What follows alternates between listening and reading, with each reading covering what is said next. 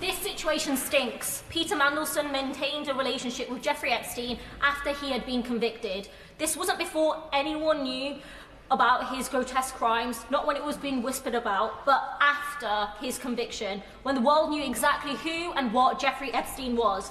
Yet before his appointment as ambassador to the United States, senior Labour MPs went on television and social media to praise him, members sitting opposite today. They knew the facts, because by that point, it was already public knowledge that Mandelson had stayed in Epstein's New York home while Epstein was serving time as a convicted paedophile.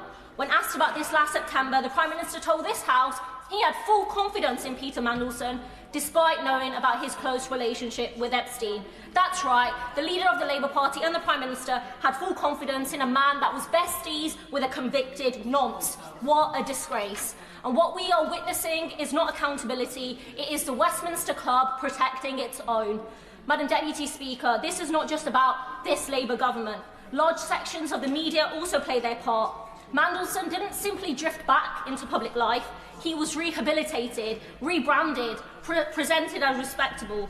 He was welcomed on the BBC's flagship programme as a wiser elder statesman, given differential treatment by The Spectator, The Guardian and The Sunday Times. These are the same outlets that lecture relentlessly about standards and morality when it is a trade unionist, a protester, a working class person who puts a foot wrong. But when it's one of their own, the tone changes. Suddenly it's about experience, pragmatism, it's about getting things done.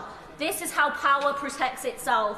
And what about the victims, the girls and the young women abused by Epstein? They received an apology by Mandelson only after sustained pressure. It was not freely given, not offered because it was the right thing to do. And until recently, he still enjoyed the Zone 2 dinner party treatment, with magazine-style PR photos of Mandelson being published only this week. Then, Madam Deputy Speaker, there is the money. At least $75,000 was transferred from Epstein to Mandelson. He says he can't remember the transactions. If £75,000 landed in the bank account of almost anyone else in the country, they definitely would remember. To claim otherwise is contemptuous and goes to the heart of why trust in politics is collapsing. If those in power can't remember vast sums of money flowing into their accounts, then why should the public believe that they are acting in their public interest?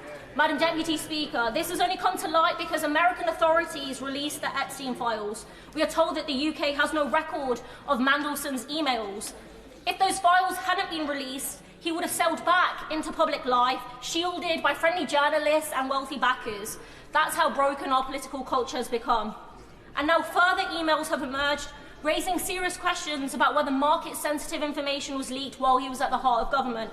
When ordinary people make mistakes, they pay the price. Nurses are disciplined, teachers are suspended, care workers lose their jobs. But if you belong to the Westminster Club, you can be linked to one of the most notorious predators of our time and still reach the top. Yes, Peter Mandelson was eventually removed as US ambassador, but he remained in the House of Lords and as a Labour Party member until 3 days ago. So the Labour Party cannot pretend that this was some distant mistake quietly corrected a long time ago. This was a decision they defended until they were forced to abandon it, and he should never have been appointed in the first place. If this Labour government believes that the appointment was proper, then it should stop stonewalling and prove it. Publish all the documents, the vetting, the advice, the risk assessments, the correspondence, and the contracts, including Palantir. Instead, the Prime Minister tabled an amendment to withhold any papers deemed prejudicial to national security or international relations. We know that when governments fear scrutiny, they wrap themselves up in the flag and hope that the public will look away. If there's nothing to hide, why carve out broad exemptions in advance? And the government's last-minute manuscript amendment is a desperate attempt to control dissent on the Labour backbenches. This is not accountability, it is not transparency, it's delay and it's damage control. They are kicking the can down the road in the hope that the outrage will fade and the questions will go away. Well, they won't. And that's why I'm supporting calls for an independent, judge-led public inquiry. Madam Deputy Speaker, this is not just about Peter Mandelson. It is about a system that protects the powerful and disregards the public. The victims deserved better, the British public deserve better. So the government must publish all the documents and the corruption and the cover-up and stop insulting the public with empty words when what we need is transparency. Madam Deputy Speaker, the Prime Minister said he had full confidence in Peter Mandelson. While the public has no confidence in him, he should do the honourable thing and resign.